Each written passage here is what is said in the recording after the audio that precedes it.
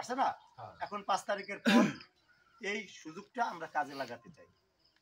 আমরা আমাদের ভাগ্য, খালি আমাদের না, আমার মনে হয় যে আমাদের 14 গোষ্ঠীর ভাগ্য, এই গলাচি উপজেলাবাসী 10 মিনিট ভাগ্য যে আমরা এমন একটা নেতা আমরা পাইছি। আপনারা সবাই এই নেতা সম্বন্ধে আমার মনে হয় কম বেশি জানেন।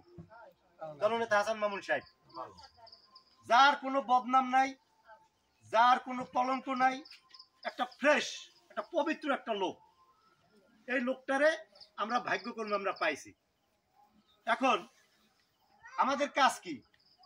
এই লোকটারে আমাদের সুখ দুঃখ, আমাদের উন্নয়ন, আমাদের হিন্দু সম্প্রদায়ের কথাবার্তা তার কাছে পৌঁছে দেওয়া, আমাদের জন্য তার ব্যক্তিগতভাবে কিছু করা। আমাদের এলাকায় 2টা মন্দির লাগে, আমাদের হিন্দু সম্প্রদায়ের অনেক সমস্যা আছে, এই সমস্যাগুলো সমাধান করা লাগে। এখন এই জন্য আমাদের এমন একটা লোকের দরকার, সেই লোকটা হচ্ছে হাসান মামুন।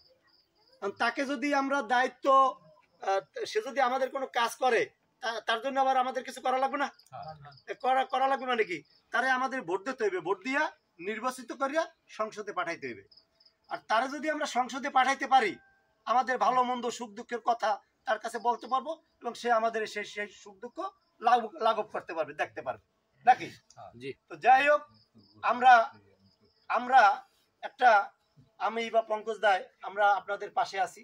আমরা ঐক্যবদ্ধ হয়েছি।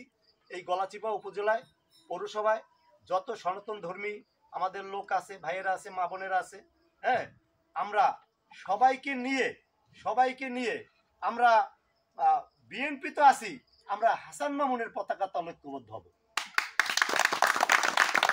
আমরা হাসান মামুনকে আমরা আজকে অঙ্গীকার করব, আমরা আজকে ওয়াদাবদ্ধ হব। সামনে নির্বাচন, সেই নির্বাচনে আমাদের সনাতনী যত ভাই বোনেরা আছে, মা বোনেরা আছে, সকলকে আমরা ঐক্যবদ্ধভাবে ভোট দিয়ে তারে আমরা বিশাল ভোটের ব্যবধানে বিজয় করে তাকে আমরা সংসদে পাঠাবো। এই অঙ্গীকার আজকে আমরা করব। যাই হোক, রাত্রে অনেক হয়েছে, মূল্যবান কথা বলবে আমার নেতা আছে এখানে। আমি আপনাদেরকে হিন্দু সম্প্রদায়ের পক্ষ থেকে একটা কথাই বলবো, আমরা বিগত দিনে যাই করছি, আমরা হাসান মামুনের পক্ষে কাজ করব। হাসান মামুনের যাতে ভালো হয়, হাসান মামুন যাতে আমাদের ভোটটা পায়, আমরা সেই পথেই আমরা হাঁটব।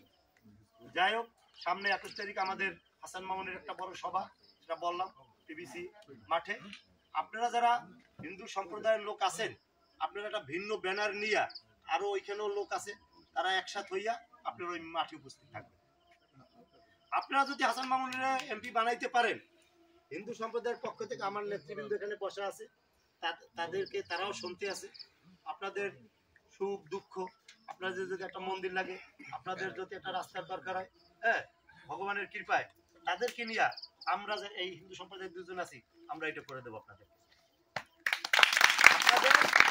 কাছে। আমাদের দাবি, আপনারা আমাদের জন্য করবেন, আমরা আপনাদের জন্য করব। যাই হোক, আপনাদেরকে নিমন্ত্রণ দিলাম 21 তারিখ 3টে, আপনারা এখানে উপস্থিত থাকবেন।